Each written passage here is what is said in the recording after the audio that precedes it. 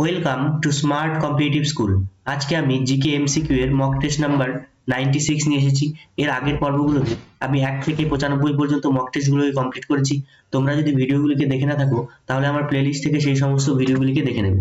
তো চলো আজকের যে নতুন প্রশ্নগুলো রয়েছে সেগুলো নিয়ে আলোচনা করা যাক। প্রথম প্রশ্ন কি বলেছে? চুয়ার বিদ্রোহের নেতৃত্বে কে ছিলেন?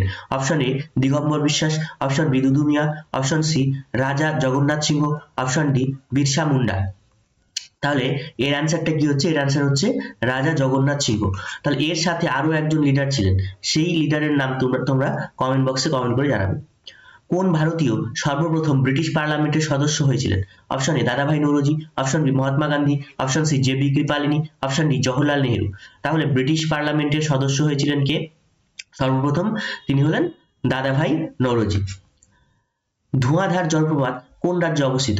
Option A Tripura, option B Orissa, option C Rajasthan, option D Madhya Pradesh. তাহলে ধোঁয়াধার জলপ্রপাত কোথায় রয়েছে? সেটা মধ্যপ্রদেশে রয়েছে। এই কোশ্চেনটা কিন্তু আগের দিনও তোমাদের ছিল। বায়ুর গতিবেগ কোন যন্ত্রের সাহায্যে মাপা হয়? Option A anemometer, option B audiometer, option C barometer, option D hygrometer. তাহলে বায়ুর গতিবেগ মাপা হয় অ্যানিমোমিটার যন্ত্রের সাহায্যে। নিম্নের কোন নদী কাশ্মীর উপত্যকা দিয়ে প্রবাহিত হয়েছে? Option A Brahmaputra, option B Jhelum, option C Narmada, option D Shatadru. তাহলে ঝিলাম হচ্ছে তোমাদের কাশ্মীরের উপর দিয়ে প্রবাহিত হয়েছে। নবজীবন পত্রিকার সম্পাদক কে ছিল?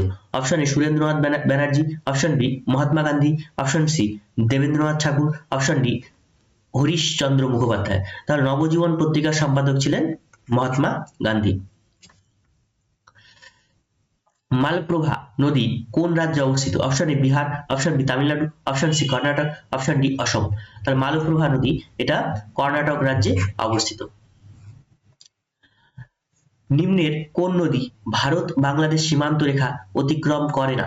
Option A Damodar, option B Rupnarayan, option C Atrai, option D Kangsabati. তাহলে এটার অ্যান্সার কি হবে? এটার অ্যান্সার হচ্ছে দামোদর। এই আত্রেই নদী কোন জেলার মধ্যে দিয়ে প্রবাহিত হয়েছে? তোমরা কমেন্ট বক্সে কমেন্ট করে জানাবে। রাজ্যের শাসনতান্ত্রিক প্রধানকে? অপশন এ মুখ্যমন্ত্রী, অপশন বি রাজ্যপাল, অপশন সি হাইকোর্টের প্রধান বিচারপতি, অপশন ডি এদের কেউই নয়। তাহলে শাসনতান্ত্রিক প্রধান বা এক্সিকিউটিভ চিফ কে হলেন? তিনি হলেন রাজ্যপাল। ঠিক আছে। আর মুখ্যমন্ত্রী কোন ধরনের প্রধান সেটা তোমরা কমেন্ট বক্সে কমেন্ট করে জানাবে। রোগ সংক্রমণকারী পতঙ্গদের কি বলা হয়? Option A conductor, option B vector, option C transmitter, option D কোনটি নয়। তাহলে রোগ সংক্রমণকারী পতঙ্গদের বলা হয় ভেক্টর। তোমরা এই 10 এর মধ্যে কে কত পেলে অবশ্যই কমেন্ট বক্সে কমেন্ট করে জানাবে।